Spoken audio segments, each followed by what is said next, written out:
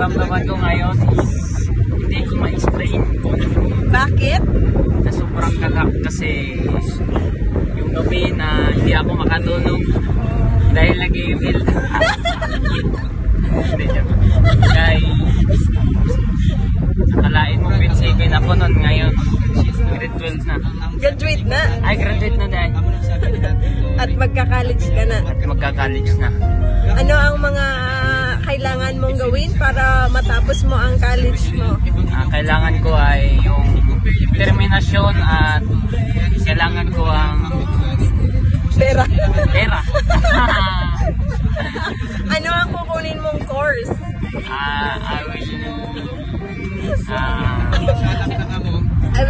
I will go business management. Wow. Also business management. For what reason?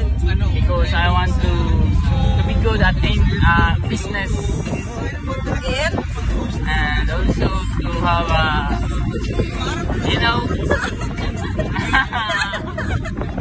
yes.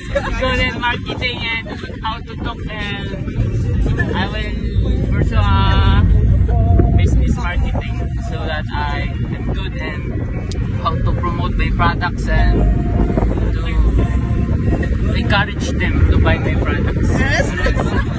Thank you. Thank you.